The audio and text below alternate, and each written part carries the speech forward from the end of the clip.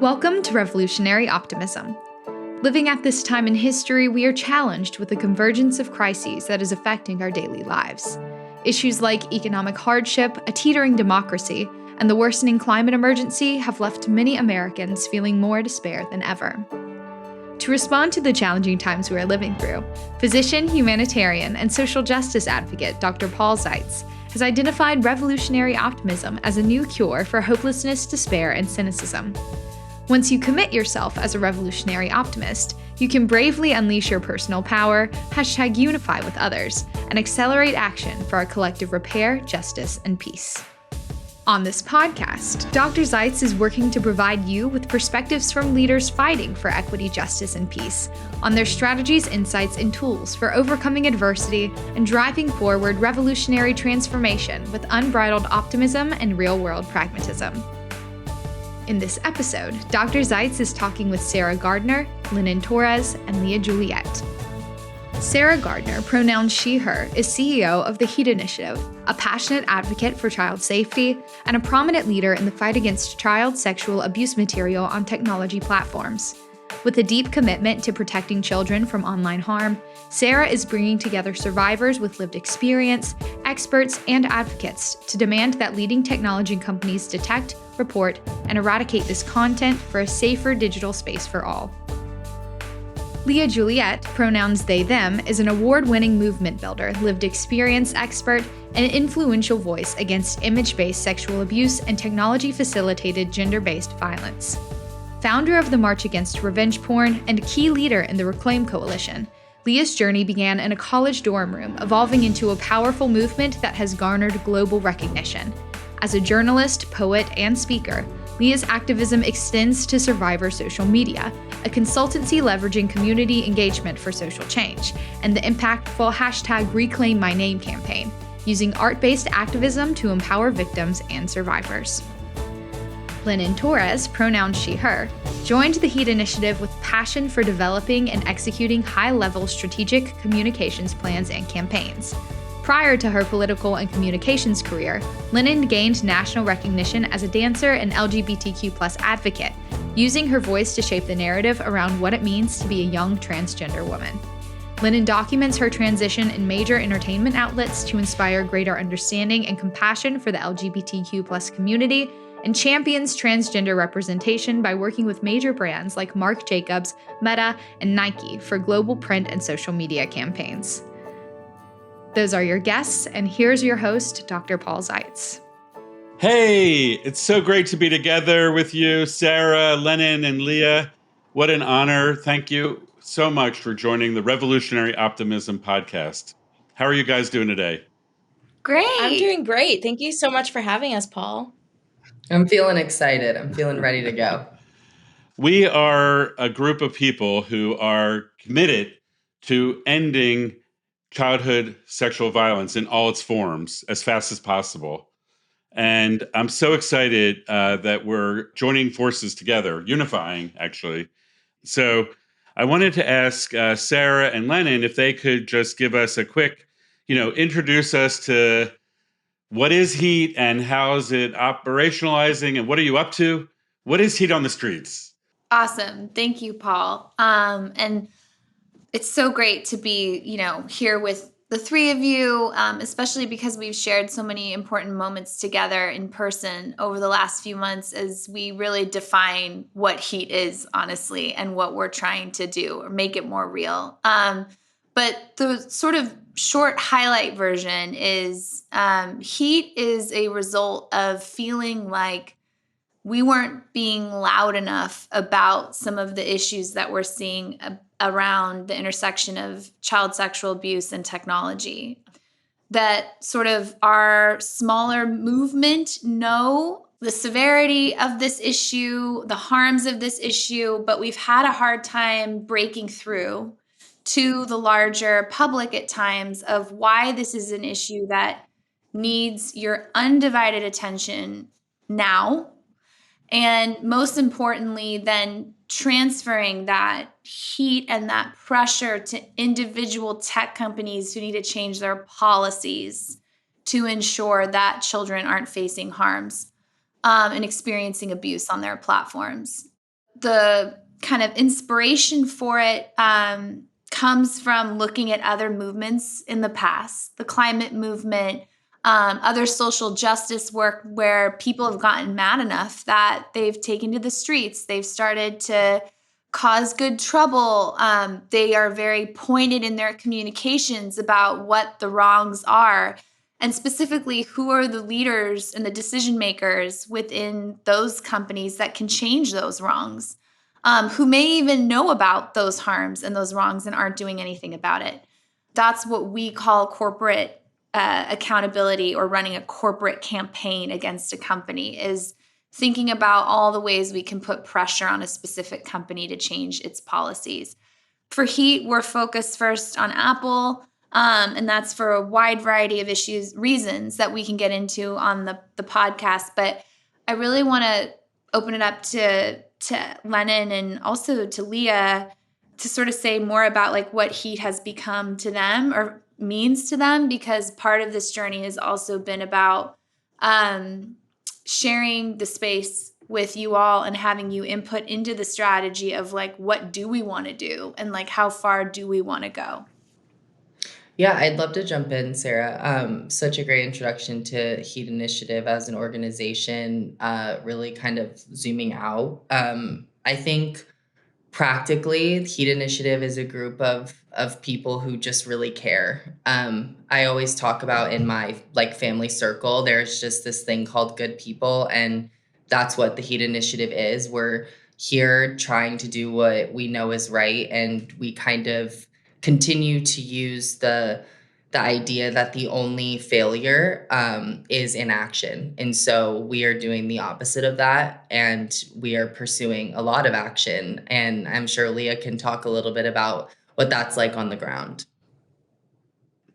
Yeah, absolutely. I mean, I was only introduced to HEAT a few months ago.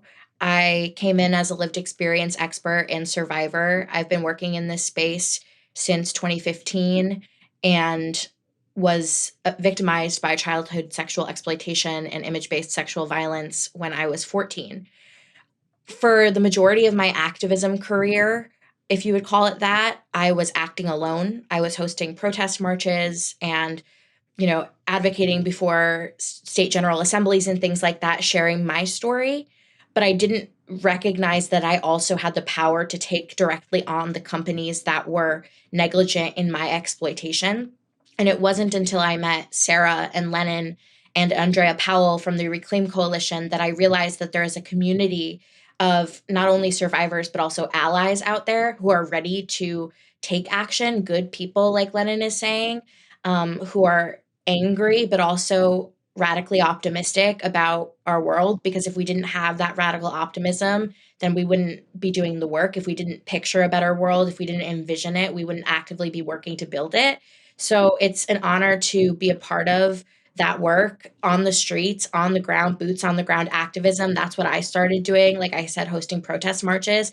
And so then a full circle moment 10 years later, being on the ground with HEAT outside of an Apple store, outside of the Apple Carnegie Library, at the Senate Judiciary hearing on protecting children from big tech. It's like all of these individual actions, all of these individual movements are collectively coming to fruition in this moment. This is an inflection point, and it's absolutely something to take advantage of, but it's because of the work over decades of countless advocates like Sarah and others who have inspired me to tell my story. Great. Thank you so much for that understanding.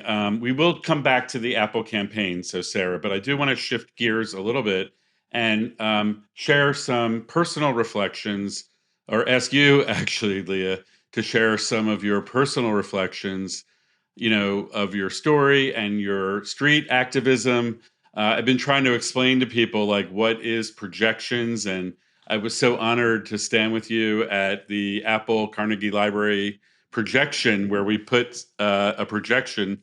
Sarah and Lennon put a projection, on the library, calling out Tim Cook for his inaction. And you shared a poem. So I wanted to ask you, what genre of poet are you? How do you describe your poem in genre terms? And if you want to share part or all of it, we'd love to hear it. I want my listeners to really get a feel for what street activism is all about. It's about speaking your truth, and your poem really shook me because I felt so enlivened by witnessing you in your truth. It was I had an experience witnessing Paul, you. I'm Yeah. gonna cry. Stop. I'm sorry. No, I mean, I'm glad you asked that question. That's a great question. Thank you. Because poetry has been such an instrumental part of my healing process. So essentially, when I was 14, nude images of me were posted on the internet. And it wasn't until I was 19, sitting in my college dorm room, that I decided to speak out and tell my story while the images were actively still on the internet for over the course of 5 years. And what triggered me to do that was opening up my laptop, going to my Facebook feed, and seeing the mugshot of my abuser, my perpetrator, being circulated on Facebook. He was on the run from the police for sexually assaulting a minor. And in that moment, that's when I realized that not only do I have the courage to speak now because I felt safer knowing that he was incarcerated and knowing that he was finally being held accountable for his abuse, but I also felt deeply accountable myself for preventing that abuse from happening to any other person. So the first thing that I did when I realized that I wanted to start speaking my truth was I wrote that poem. I wrote that poem when I was 19 years old in my college dorm room, and it's called The Artist, describing the boy who posted my naked pictures online as kind of, in a metaphorical way, and I'll speak it and describe it to you. But I ended up going to the White House that summer and standing outside of the White House with all the tourists, holding up a little handmade sign that said "End revenge porn" and screaming my poem to anyone who would hear. And I realized that I couldn't stop there, that speaking my truth was so powerful for me and transformative that I wanted to give more people the opportunity to experience that. So I organized a protest march against revenge porn, which is the term that used to be used for image-based sexual violence. And we marched across the Brooklyn Bridge on April 1st, 2017, the first day of Sexual Assault Awareness Month. It was covered by CNN, and for the first time, people were hearing my story and the stories of other survivors who joined us on the bridge. And we showed direct power in the face of absolute injustice that we all experienced. So then we hosted more protest marches over the years in other major cities, stopped doing that because of COVID, but I've kind of transformed my activism into this coalition work and these legislative political priorities that I'm pushing. But I always return to my poem because that is the most honest source of truth of how I felt as a victim and how I feel now as a survivor. And to answer your question, I am a spoken word poet, so my poetry is meant to be listened to. It's meant to make you feel alive or mad or sad or angry. I also want to say that when you listen to it, it's a segment of my truth of what it was like to be a 19-year-old student in college, dealing with being a survivor, dealing with alcoholism, dealing with undiagnosed depression and suicidal ideation. It comes from a place of deep pain. But I think that that's why it's so powerful, because it's transforming that pain into power. So is it okay if I do it really quickly? Please, I'm Okay. honored to witness it and listen to it. And Okay. To the boy who posted my naked pictures online, thank you for showing me that trauma need not live on your bones but can hide on the cloud and still burn the same. For turning my organs into strands of telephone wire, eyes, catalogs of coffins to move in, mouth, damaged hard drive. I began to think of suicide like the light switch and my chronic depression close enough to reach if I could just get out of bed. We were texting once. You told me that I looked like a starry night. Your body was painted by Vincent van Gogh. Please show me a glimpse of your private art show. I said no. You begged for over a year. Exhausted under the light of my phone screen and under the weight of your raunchy request, I undressed, picked up my phone screen, and with shaky hands told you I've never shown something so pure. So you said with allure, I'm sure it will be a masterpiece. I sent you still frame screenshots of my shallow stomach, the pale lumps of fat of my breasts, my face sitting fearful in every photograph. Told you to lock them in your personal gallery, plant them like seeds in your bone-dry garden so as they could not grow higher than I could see them, but somehow the seeds sprouted all over town. Teenage boys would bend down, cut my flowers with sharp scissors, and keep them in their jean pockets. Now everyone has seen me. That morning I grew glass menagerie limbs and smashed them on every sharp surface so as to make myself disintegrate. But my fragile 14-year-old flesh will forever flourish on iCloud or Google Chrome, sprouting like weeds from my non-consented clitoris.com, my pixelated pink parts forever stretching into sensual screensavers for oversexed teenage boys who sold my body like a trading card you can't buy back. The girls in this town call it revenge porn, as if to live in this body could warrant revenge. I was 14 and trusted my art in the hands of a thief. But Van Gogh gave his paintings away for free just so someone could see him. But non-consensual visibility still leaves me unseen. I'm left mourning a body that was stolen from me. But when the boy who posted my naked pictures online locked me in a cyber shame, he forgot to lock my voice, my real, bare art. I swear to God, I have never been as naked as I am right now. When Picasso's paintings were stolen from a Florida gallery, they will recover. I will recover. My breasts hang lower now. I walk much slower now. My waist is bigger now. I speak with vigor now. I have no gender now. Naked surrender now. I am free. I take back my tongue and I learn how to speak. Take my art back with gallantry. Stop being meek. My body, electric, is free from the thief. Now the girl in the picture is forever to see. And I'm finally proud to say that she is me. That's the poem. Wow. I'm telling We can you, all go home now. your spoken word poetry creates like chills up and down my spine. It's like, it's a really powerful gift that you have. And I love that you connected it to your healing journey. And I think that's really a powerful example of how you can use art and your own inner truth and bring it into activism, love-centered activism. So I really Yes. think that's a beautiful thank you for your leadership. And I want to learn more about the Reclaim Coalition and these marches, because as you mentioned, this show is going to air around April 1st, 2024, when it is the beginning of an amazing month called the Sexual Assault Awareness Month. And it's also the Child Abuse Prevention Month. So like, I'm imagining that we can have this as a call to action for people to mobilize, speak out your poetry, walk on the streets, hold Apple accountable. Like, we have to ramp it up. They're not hearing us. Right. So I want to get a little, give our listeners a snapshot of this watershed moment that just happened in the movement to hold these tech companies accountable. 5 of them were at a Senate hearing just recently. I wanted to ask each of you to give us a quick perspective on it. Sarah, you've been working to hold these tech companies accountable for, over 10 years, right? Is it 12 years? I don't remember. It's a lot of Yeah. years. Yeah. So you've been in this the longest. So if you could give us that context. And then Lennon, you were there, and Leah, I really want to hear how it felt for you as a survivor to hear the statement by Mark Zuckerberg.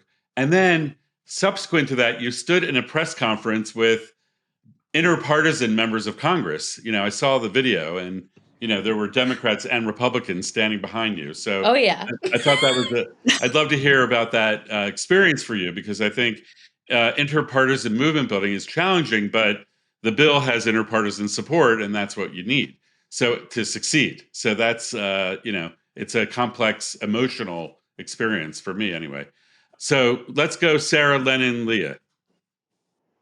Great. I just have to say again, like, Leah, that was incredible. Also, for our listeners, Leah had just learned maybe whether or not they would do the poem, and you just crushed it. Like, So I always tell you this, but you really are a star. And I mean that in like, because as Paul said, it's inspiring, but you're weaving your personal into it. And that's so brave. And to me, that makes it shine brighter than like any celebrity light or whatever. This is what true power and starship means to me, at least. And I'm making up words now because I'm just always so in awe of you. But like, seriously, it's insane. It's insane to witness. It's just absolutely incredible. So Thank you, Sarah. thank you. Thank you.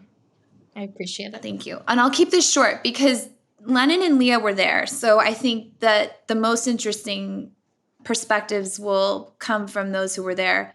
I think the thing I can say about the hearing was it felt like a sigh of relief, like something we've been carrying for a really long time that we've known about. We've known that these companies are not always making good choices when it comes to this issue. To be fair, sometimes they're trying, and in other places they've completely not tried or actually actively hidden, moved away from, disguised their sort of non-commitment.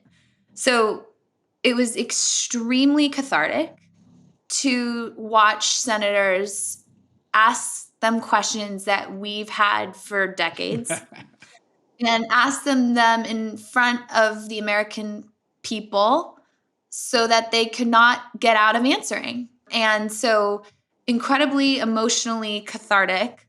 I know there are a lot of questions about, well, what happens now? It's all about what happens next. Does it actually turn into something? And I actually kind of want to push back against that a little bit. And it's not because I don't want to see legislation passed. I absolutely do. But going back to what we've all been saying about being a revolutionary optimist, you also have to feel and hold the wins along the way. Like if it's always about what happens next, it's like you're just in this perpetual cycle of feeling let down. And then when we get to, of course, Leah's incredible speech that day, like I just reveled in the moment and the day and the relief of knowing now that others know, and that hopefully will subsequently make it harder for companies to weasel out of things in the future. Yeah, I want to just capture this because it's a very important lesson and a reminder that as part of movement building and even peaceful revolutions, which can take a toll on us, it's really important to celebrate and be joyful with a watershed moment like that. Even though we didn't get our legislation yet, and now we're fired up and we're not going to stop until we get that too. Like the government has to hold these companies accountable. That's the bottom line. They're not doing it voluntarily, so they, Right. as you know, we have to detect. We have to hold them accountable immediately to detect, report, and eradicate this content immediately. Like this should have happened yesterday. So the next, Right. And another way of looking at it is the legislation wouldn't even move forward without the hearing. So exactly to your point, it's like each thing has its role to play, and the hearing had an important role to play. It's part of the journey, and we have to celebrate it. Over to you, Lennon. I mean, I have to start by cracking a joke because I love that you said Sarah has been in this movement the longest. And so I have to just poke fun at the fact that she was scared to say how many years she's been working in this industry. But Sarah, you're young to us. Don't worry. You're still a youth. Yeah, the little heart. Yeah. But I think being on the ground was magic, and it was inspiring, and I learned a lot. It was my first Senate Judiciary Committee hearing that I had ever been to, and I was lucky enough to be accompanying Leah and just continuing to be a support system for Leah so that that day and that moment could be as powerful as it needed to be, for both Leah and for the American people. I think it shows the bipartisan commitment to something like this is a really great example of when you just need to do something. It's absolutely important that we are holding these companies accountable, and people on both sides of the aisle are seeing it. And that's why we have to seize the moment. there may be reasons on either side as to why they're supporting it, but the bottom line is we want to see a better world for kids. And if we can agree on that one thing, let's move.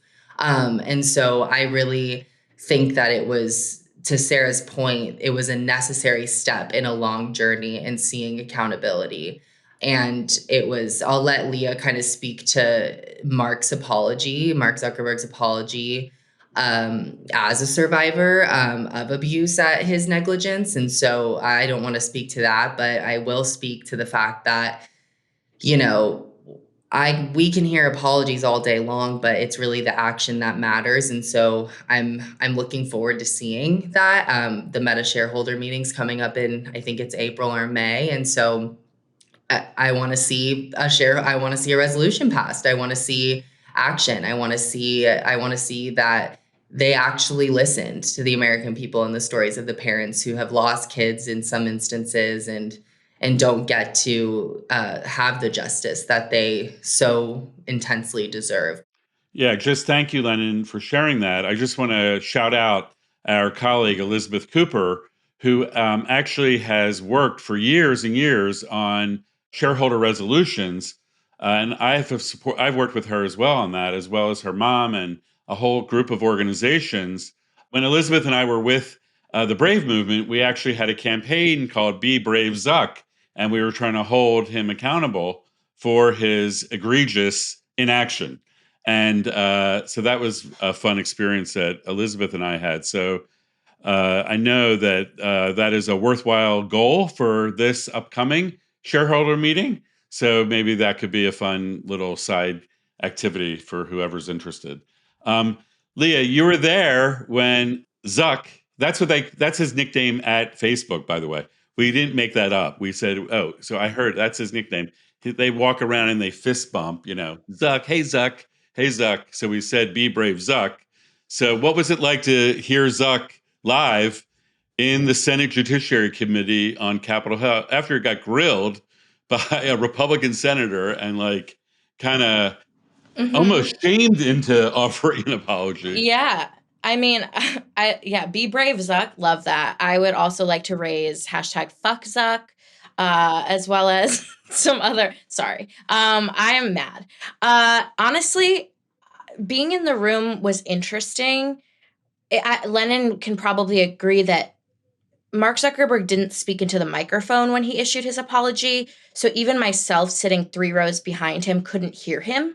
It wasn't until the news coverage, which also is a poor translation because he didn't speak into the mic, that I was able to hear exactly what he said.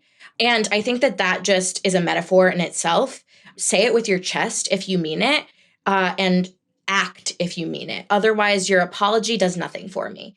And as far as how it felt to be standing there in the press conference with Lindsey Graham and Dick Durbin next to me, I think that it really empowered me to speak to the intersectionality of this issue. And I think that it reminds me of the common misconception that this movement is getting, is in the phrasing, protect kids from big tech.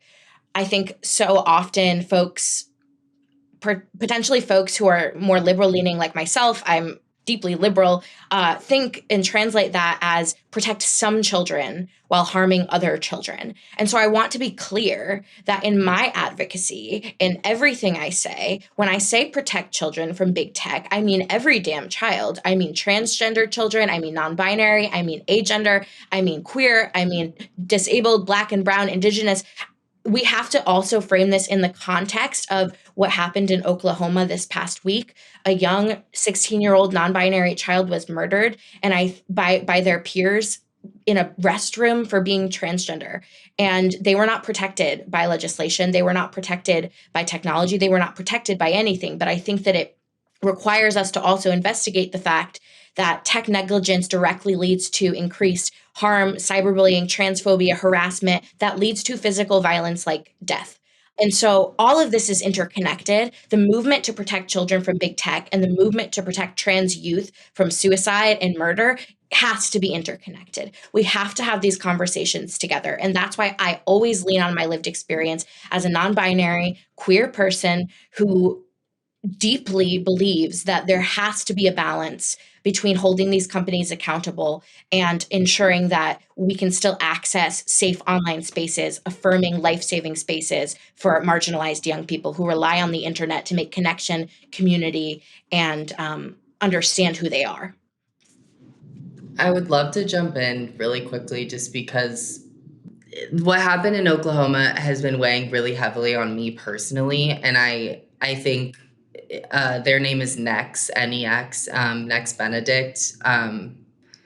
They just deserve so much better, and I often talk about, as a trans woman, it can be very lonely over here, but I have some of the best of circumstances, and I can't imagine having less than that. And so the fact that these are the circumstances in places like Oklahoma, at school in Oklahoma, is heavy. And so talking about revolutionary optimism and bringing love-centered activism, we have to support each other as we all continue to push, because the stamina is important. And so I just wanted to name that. I wanted to say their name, Next Benedict. I wanted to just kind of pause here and just kind of like have that moment, because it really, transparently, it's just been really hard this week on me personally. So I just feel like it's important to bring that into the room. But Paul, you can take control back Yeah. now that I've No, love is love, That's what it's all about. So love is the antidote and the source for repair and healing. That is our opportunity to create a world where this kind of situation, this hate-driven, patriarchy-driven, caste system-driven behavior is just not how humans interact anymore. I think we can heal from that, and I think we need to, or else it's going to keep getting worse. So that's what I'm up to. But last question from me, and then we're going to open it up for others to ask questions. But Sarah, can you say Tim Cook wasn't part of that hearing, and I just was really curious about it. I know when we were on the Hill, we looked into that room and said, why isn't Tim coming to the Hill? How does Apple get away with not even being held accountable in such a public moment where Zuck was?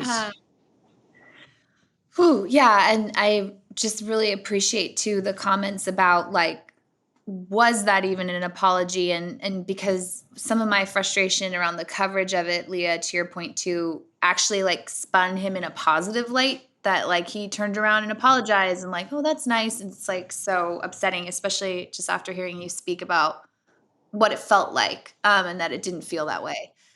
To answer your question, Paul, is it's a very long explanation, but I'm going to synthesize it into like a very kind of simple nugget for now, which is Apple differentiated themselves from a lot of their competitors by leaning into like, oh, we're just hardware. We're like making phones and computers. We're not facilitating apps. In fact, they really purposely have leaned in and kind of weaponized that language of like, but we're not apps. Like the apps are bad. The apps are where all the bad stuff happens. And we're just like providing you a phone. And what that did and the way that translates into their actual policy and even their value system is one of their core values is privacy is a human right. But what they also need to have there is safety as a human right. And privacy is a very tricky thing. Privacy is really, really important, and user privacy is important, and privacy on all levels is important. But for children, if you think about real world implications, we've spent decades trying to build safe spaces for children in the real world. And that actually often includes levels of accountability and dual systems of watching children to protect from abuse. So you go into my kids' preschool, they have half doors now in every classroom, and there's two rotating teachers, and people go in and out, and there's like a cycle that they do that on. So no one's ever in a room with 10 4-year-olds by themselves for 2 hours. Like we've applied children's safety in real life So now we need to take some of those same frameworks and strategies and apply them to the online world. Why does it seem like a good idea to let a 10-year-old speak to a 45-year-old man who can be pretending to be someone else fully anonymously in a completely contained environment with no interruption for hours and hours? Like, without messages to that child of like how to seek help if someone's abusing you, or like how do we take kind of real world interventions and apply them online? So because they've been able to hide behind privacy is paramount and privacy is like the one important thing, they've avoided safety and they haven't been dragged into issues around content moderation because they're basically saying they don't have to do any of it. And so to your point about why aren't they there, they're not there because we haven't pulled the curtain back far enough to think about what are the ways those apps work. And the way they work is by also the pipe that facilitates the movement of videos and photos. And so we have to start expanding the view of who we hold accountable for it. And by the way, when you're uploading into apps, like they're usually coming from your photo library, right? So there are moments of intervention in places where there could be a lot more prevention measures in place to ensure, Leah's content isn't just being freely shared about the internet wherever it wants to go. Like, no, it should not render. It should be blocked. It should be suppressed. It should flag. Like, it's got to go away. Well said. So, as we know, sexual violence against children and adolescents is rampant in our society. There's all the forms that Leah already talked about, and the HEAT initiative is turning up the heat as we are demanding Apple and all tech companies detect, report, and eradicate this content for a safer digital space for all children, adolescents. And I have grandchildren. You have children, Sarah. We are not going to sit quiet and let this to continue. The tech companies have had a free rein for decades. They have proven that they're not willing to hold themselves accountable. And they don't care about child safety. They're not preventing our children from being raped. And we have a responsibility and an opportunity to end that. So look forward to working with you on all that. So I'm done my part. Now, each of you have a chance to ask any one of us a quick question and a quick response. So we have open mic in the final segment of this podcast. I have a quick one, actually. Sarah, I want to put you on the spot and tell who's a leader that you look up to, because as a fearless leader of HEAT Initiative, you have been such a beacon for me, and then I'm able to, bring that to the community that I'm helping build around this movement. But I just want to hear, like, who are your people? Like, who do you watch and want to be like? Because this is the first time that I really feel like I really look up to you as leader. So I just want to hear about like what you like. How are you doing this? Because you're doing it well. So I want to hear it. Sweet. Oh my gosh. I really appreciate that. And this is going to feel like a very insular podcast in a second, because I'm going to actually reference Paul. And I'm going to tell you why. Because I saw Paul speak as part of the Brave movement. There were like 4 or 5 people on stage. So many wonderful leaders within our movement. Elizabeth Cooper, as Paul mentioned, Daniela Lugaro, who's part of our advisory board at HEAT. And it was at the end of a conference that was a lot about tech and blah and blah. And those 5 people got up and they actually said something. Instead of just like jarbled blah, they were like, I don't think this is right. I want to change this, and that. I need you to come along with me in this journey. I need you. I had an actual message. Come help us. And I was like, I'm leaving my job and I'm going and I'm going to help them. But seriously, because so it just is speaking to like when people speak their truth and actually are clear with you about what's needed.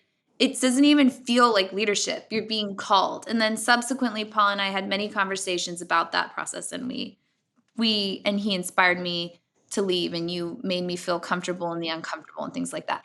So that's great. And then I can popcorn to Paul so thank you for that question, Lennon. what I wanted to ask you was, so when I was preparing for this podcast, I was telling my family about you, and like your book was on the table and everybody's like reading it. And one of the things my sister or somebody, I can't remember who, said to me was, you know, what an incredible life. And they've devoted themselves to this. Like, I wish I could do that. But, you know, they're also working in they have a job, they're doing something else. What are like the small ways you invite people in so that it's like some people aren't necessarily prepared to be like as hardcore as we are? And so how do you invite others in and like give them ways to engage without it feeling like overwhelming to them? Wow, thank you for that question. It really is aligned with my forthcoming book, Revolutionary Optimism, 7 Steps for Living as a Love-Centered Activist, because really anyone can be a love-centered activist, right? It's not about, you know, the way we're all doing it, you know, dedicating our lives to it and, you know, heat on the streets. There's pathways of engagement for literally everyone. So part of the way I think about it is that it's about our own journey of awakening. We're all on that, right?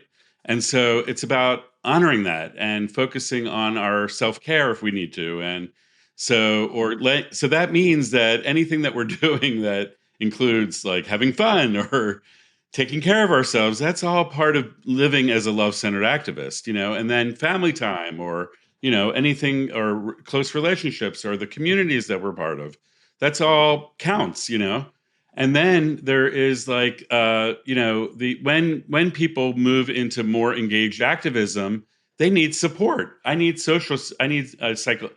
family support, social support. Sometimes in my life, I've been out of money, so I needed financial support. You know, there's all kinds of support that people can offer. Even I always like welcome people to even pray for me. You know, send me a prayer.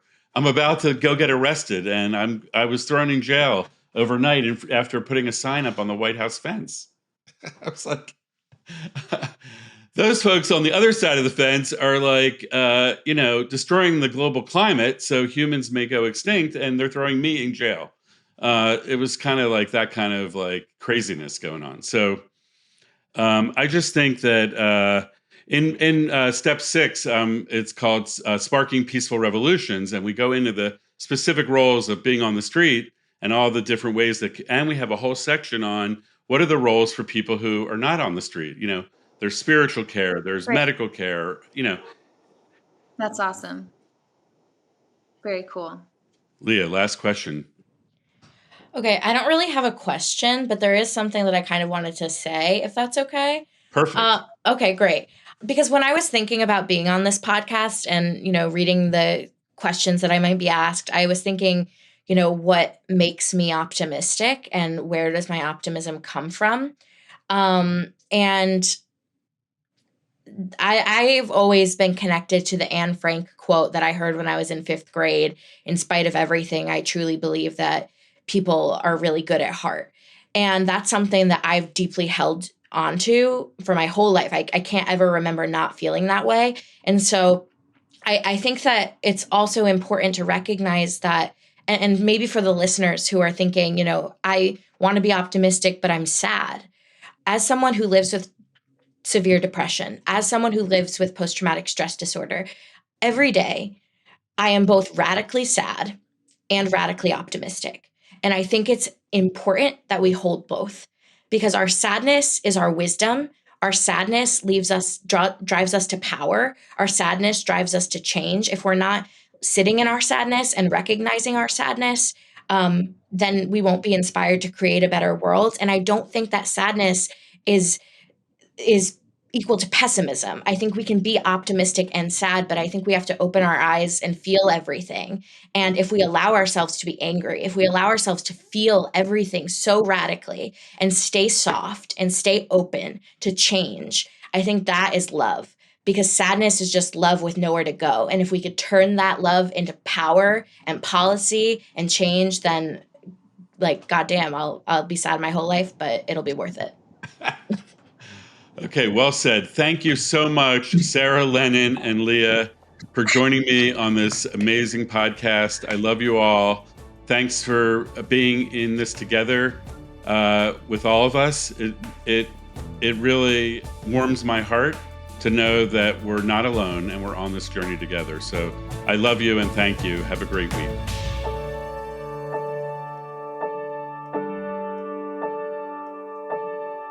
Hi, that was an amazing episode with Leah Juliett, Lennon Torres, and Sarah Gardner.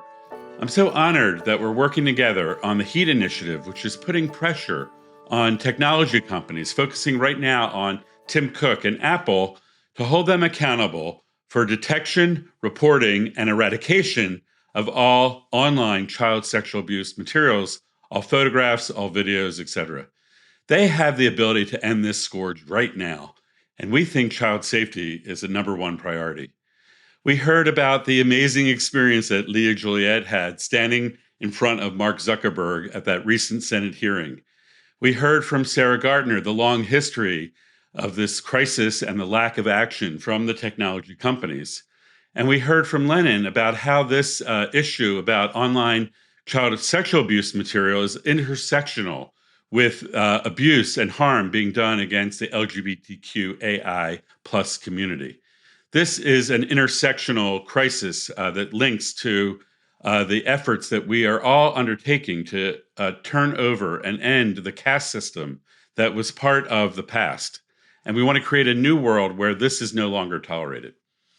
And I'm really excited about what's coming up in April this month.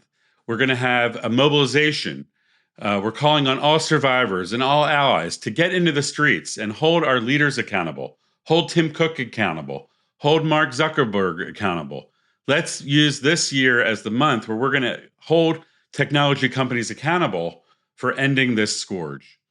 I am a father, I am a grandfather, and I made a commitment when I found out that I was a survivor of childhood sexual violence, familial sexual violence at the hands of my father when I was in my late 40s, about 13 or 14 years ago. And I made a commitment to do whatever I could to protect other children. And I have grandchildren now. And I don't think it's right that we're sitting by silently while our children and grandchildren are being raped and sexually abused and harmed and exploited. And so HEAT and all of us are a group of revolutionary optimists. We are love-centered activists, and we love every child, and we will stop at nothing to protect and ensure the safety of every child. So, Mark Zuckerberg, Tim Cook, your silence is deafening. Our voices are louder. Peace out.